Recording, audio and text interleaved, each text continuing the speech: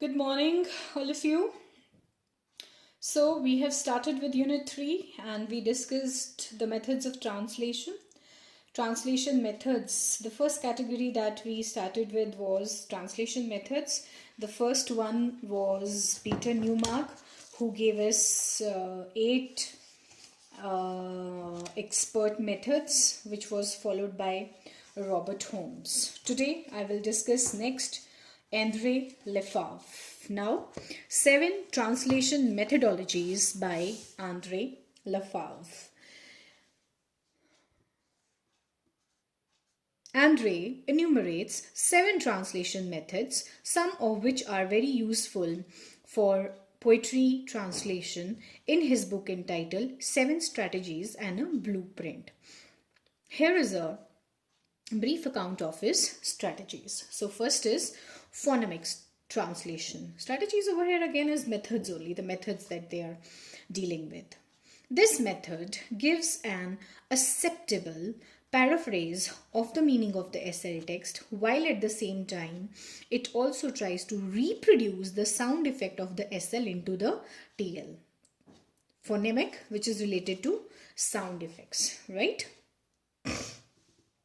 However, this method has little utility. It works well, not always, in case of onomatopoeical words. Onomatopoeia किया है हमने creative writing में. Onomatopoeia क्या होता है? जब हम word बोलते हैं, उस word के जो sound है, हम समझ जाते हैं कि वो किसके लिए है. जैसे कि यहाँ दिया है hiss means snake, buzz means bees. So the method of this result is often unsatisfactory. ये थी phonemic translation, phonemic, which is related to sound patterns. Literal translation. This method is nothing but word for word translation. यहाँ पे क्या था? जो sound effect है वो as it is reproduce किया. Literal में word for word translation, according to Lefebvre, it too is unsatisfactory. So phonemic भी unsatisfactory है and literal translation भी unsatisfactory है. Next is metrical. Metrical ये specially पता है ये वाले जो categories है ना, they fall in translation of poetry. वहाँ पे meters और phonemes ज़्यादा use होते हैं. Metrical translation makes an attempt to reproduce the SL meter in the TL. Quite often, the attempt fails, and even if it succeeds, it is at the cost of other important aspects of the text. मतलब अगर आप metre maintain भी कर लेते हो SL का, वो कई और चीज़ें हैं SL टेक्स्ट की जो मिस आउट हो जाती हैं, ठीक है? Then poetry into prose. Very often, the translated adopts this strategy, the translator, to convey the meaning of the poet to the poem to the target audience. It is done as no two languages have same sound patterns and syntax order of words. According to Lefebvre, it results in distortion of the same, undermining of communicative value and syntax of the original text. However, this method is still better than metrical or literal ways of translation in a poetry text. Rhymed text, rhymed again, poetry.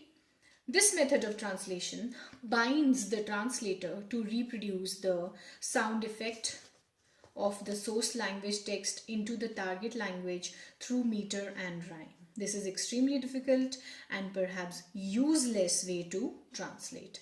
The end product, in the words of Lefebvre, is simply a caricature of Catullus. Blank verse. This method is better than rhyme translation method, even though it delimits the translator in the choice of structure. It brings about greater accuracy and higher degree of literalness. Some translators have used this method in translating religious texts in rhymed verse with mixed results.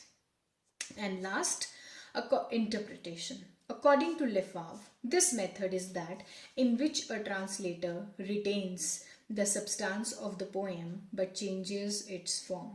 The method of imitation is also similar. though the end product is quite different from the original. It is the translator's poem.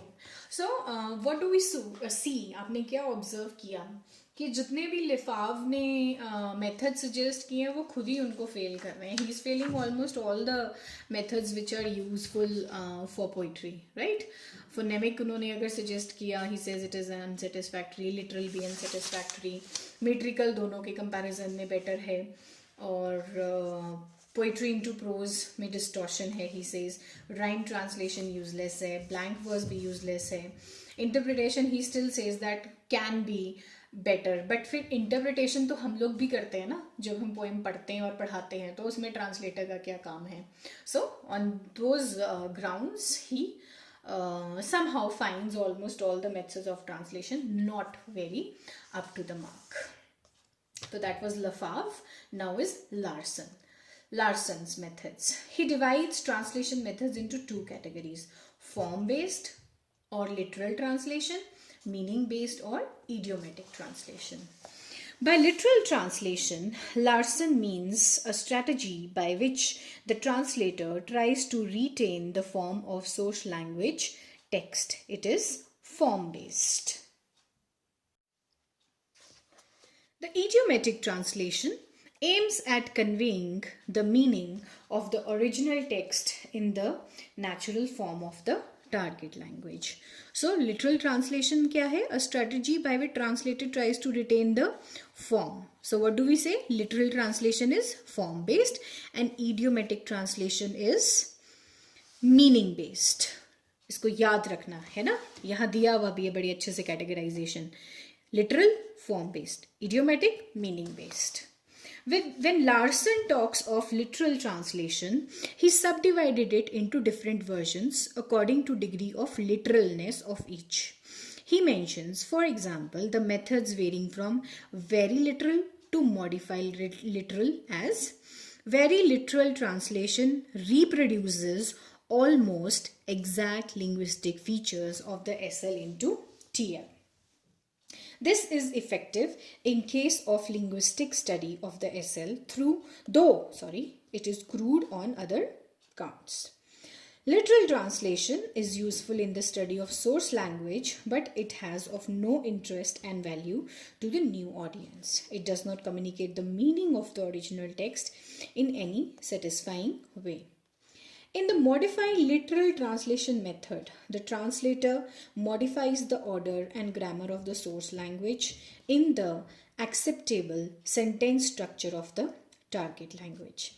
The lexical words and phrases items are, however, translated literally, which remain unacceptable to the reader, who is mostly puzzled to decipher it. Decipher is to try to make them understand this. So, क्या variations? 3 variations क्या दी हैं? Very literal translation and the modified translation, modified literal translation methods, right? Then Larson mentions a few other translation methods within the scope of his 2 main categories. A translator may use an inconsistent mixture of literal and idiomatic translation. There may be a near idiomatic translation. In it, the translator produces the intended meaning of the SL text without losing the natural form of the TL text. There may be another version of the idiomatic translation by which the translator is able to convey the meaning of the original text in the natural form of the target language. तो ये कुछ और categories हैं based on literal and formal literal translation and idiomatic translation जो Larson को लगती हैं can be used. He refers to the unduly free translation method, which adds to the TL text the information that is mentioned in the original text. So it distorts the historical fact of the original, upsets the cultural setting of the source text, and as a result, what happened? You do not get a very good version of the translation. That creates a problem. So these were Larson's method. The most important thing is this. You have to keep in mind this particular thing as far as Larson is concerned. Next आ गया आपका Roma Jacobson's classification. Roma Jacobson is primarily concerned with the study of nature of language and symbol systems. According to him, there are 3 types of translation: intralingual, interlingual, semiotic translation. Intralingual translation method is employed within the same language, intra, है ना? For example, this method is employed to reproduce a poem into prose, a novel into play, or a novel into a film version, जिसको हम adaptation बोलते हैं. Some do not include this method or activity under the category of translation, which is generally focused on the SL and the TL.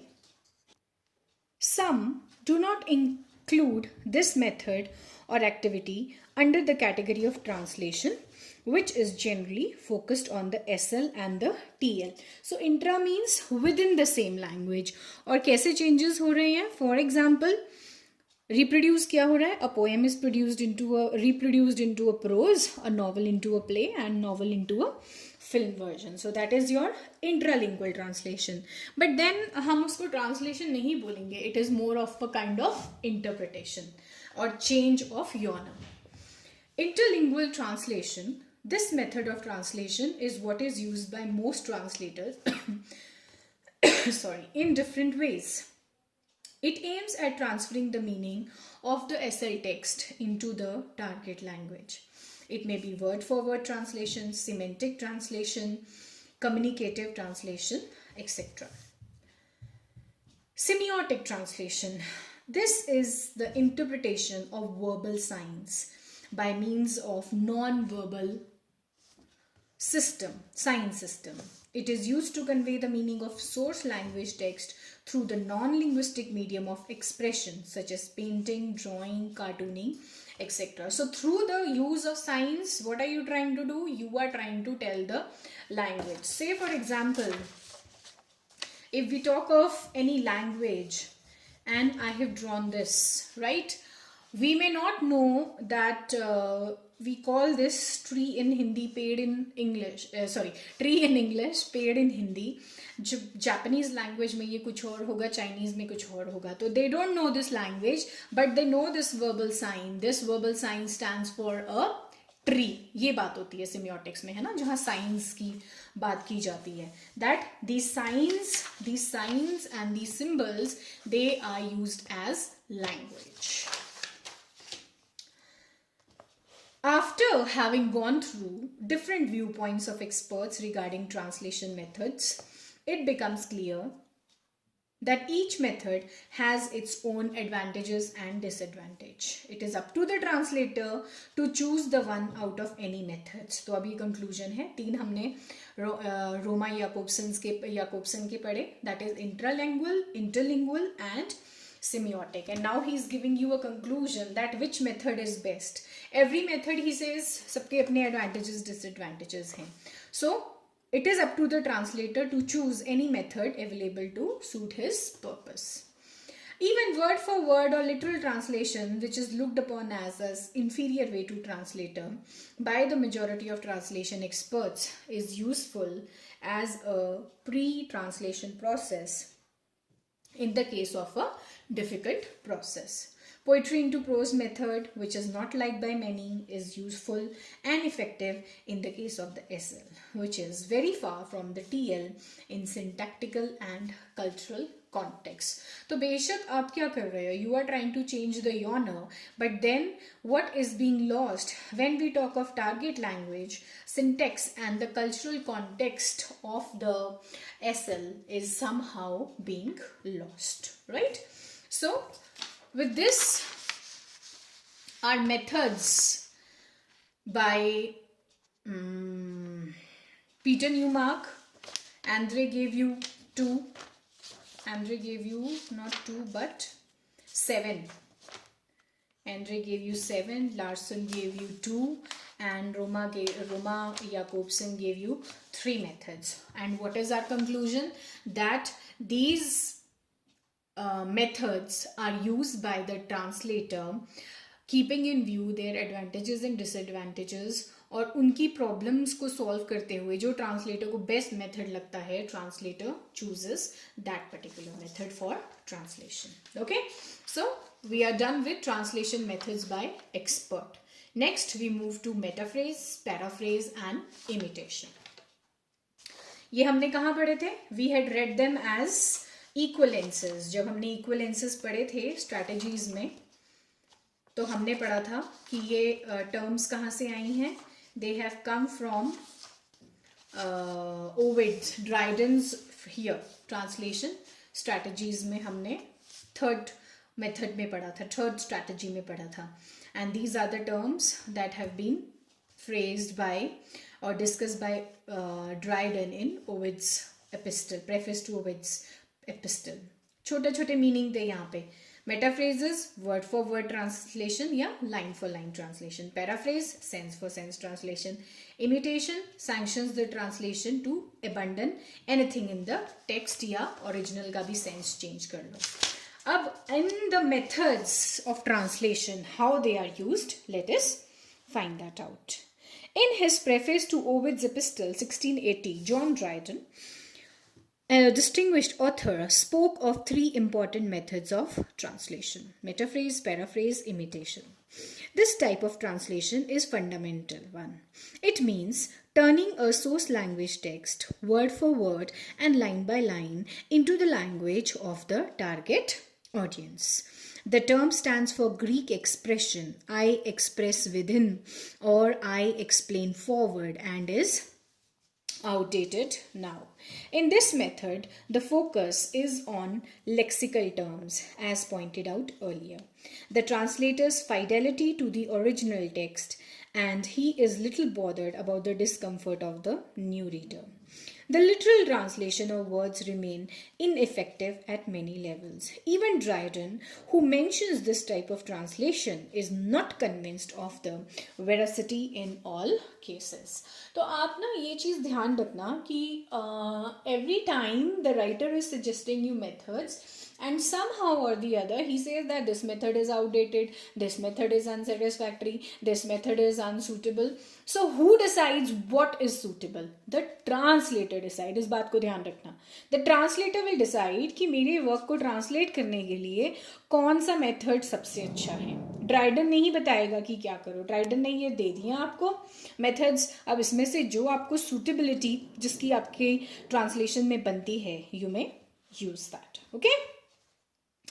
Next is paraphrase. This way of translation involves 2 steps: comprehending the sense in the mind of the author of an original text and attempting to re-express it in the target language. समझो क्या कह रहा है. paraphrase. paraphrase हमने क्या पढ़ा था यहाँ पे पीछे जब उसने दिया था यहाँ मीनिंग, इसमें line sense for sense translation पढ़ा था हमने. So comprehending the sense in the mind of the author of an original text and making an attempt to do what? To re-express it in the target language.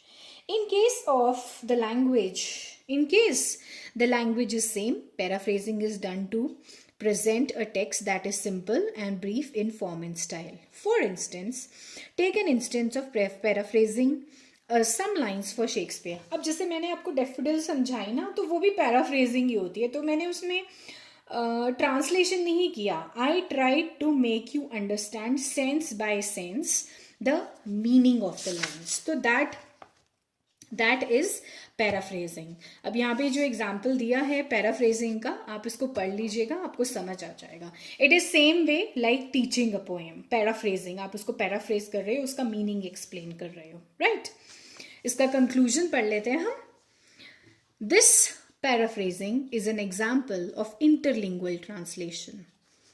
It is also an example of poetry into prose translation. Here, the translator is mainly concerned with reproducing the thought in the poet's mind in simple prose, sacrificing form and syntax in the process. So this is what he is doing. Last is imitation.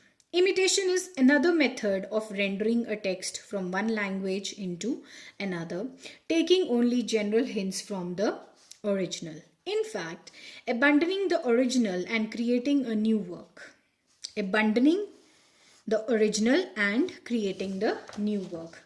और जब हमने यहाँ पढ़ा था ना, यहाँ पे क्या पढ़ा था हमने कि sanction देते हैं, imitation is sanction to the author, it is sanction to the translator to abandon, छोड़ दो, मतलब he can leave some part of the text, or he also has the permission, sanction permission to change the sense of the original. ठीक है? So it is the translator's own work, for he has imitated only a general pattern or thought and has taken the liberty to vary the words and sometimes even the sense of the original. In Dryden's words, ये Dryden का quote है, I take imitation of an author in their sense to be an endeavor, एक कोशिश उनकी, of a later poet to write one who has written before him on the same subject. That is, not to translate his words or to be confined to his sense, but only to set him as a pattern and to write as he supposes the author would have done had he lived in our age and in our country. So, cultural context setup हो गया यहाँ पे. It is, however, strange that this method is just opposite to what the word imitation suggests. Imitation का मतलब तो copy करना होता है ना. Imitation is thus an act of slavishing, copying a text. On the other hand, imitation, method of translation, means doing something totally different from original author. तो बिल्कुल opposite मतलब है imitation का in the context of translation. Going far away from the words and sense of the original text. Thus, imitation here becomes synonymous with free translation. Free translation? No rules. It brings about a paradox. A faithful translation is nearest to the original. Faithful translation original के बहुत करीब होती है. Whereas an imitation is far from the original. तो इस बात को ध्यान रखना है. These are very important things. Okay? The imitative translator should be called a writer has these ideas or goals in view.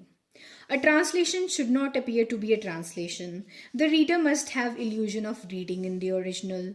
All cultural references of the original are so modified as to make the new reader feel at ease.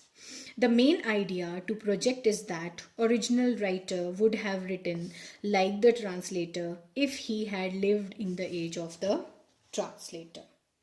It is interesting to have a brief idea of imitation as it has developed over the ages since the classical and Renaissance eras. The concept of imitation meant slavishly copying an earlier model, trying to be as accurate as possible. With the passage of time, this concept underwent a change. तो पहले जब शुरू हुआ ना तब तो imitation was copy only. आप एक हुबहू copy बना रहे हो, imitating.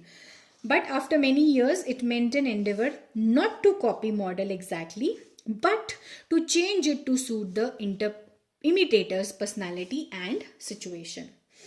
In the recent literary tradition, it has been further developed and modified, and now imitation has come to be viewed as an endeavor to complete with and even surpass a model. मतलब आप original से बहुत दूर हट जाते हो. आप एक faithful translation नहीं कर रहे हो, आप एक free translation कर रहे हो जिसमें you are far from the original work. William Shakespeare's case needs to be recalled. In most of his plays, he combines old material with the new and expresses it such an original way that each of his work comes out to be a unique artwork, far from an imitative action. Similarly, Alexander Pope imitates a set pattern of epic in his poem, The Rape of the Lock, in such a manner that his work is not a mere imitation of an epic poem. It is well suited to his situation and purpose. In The Rape of the Lock, he imitates the form of the epic in treating a trivial subject matter, and in doing so, he parodies the epic form. He takes cues from many old poets like Homer, Virgil, Aristo, Spencer, Milton, and weaves them into a pattern which helps him to write a poem which is not only new but surpasses many old models of parody. Parody is again a literary device जो कि use किया जाता है किसमें, poetry में. His poem is not mere copy of old material but an improvement of many models. Imitation became an abusive form of rewriting when many lesser writers began to slavishly copy the models which had already been imitated. The imitation of imitation was naturally inferior. Copy के बाद copy निकलती जाएगी तो उसकी quality obviously inferior होती जाएगी. However, there was a positive aspect of this trend. Several discarded literary forms were reinvented with vigor, such as the epic and the satire. Dryden, is to be noted, did not practice his own terms very rigidly. He did not approve of imitation. Rather, he opted for metaphrase and paraphrase and was in favor of treading a middle path. Treading होता है walking, taking a middle path. बीच का रास्ता जिसको हम English में हिंदी में बोलते हैं, that he opted for that. He himself was not in very much favor of imitation because उन्हें ये लगा that imitation after imitation was leading to inferiority. It was leading to poor literary translation. Okay, so very interesting and very easily understandable facts are there as far as Dryden's method of translation is concerned. तो अब जब हम यहाँ translation methods की बात कर रहे हैं, हमने ये 5 theorists पढ़े, उनके साथ metaphrase, paraphrase, imitation method भी आ गया, which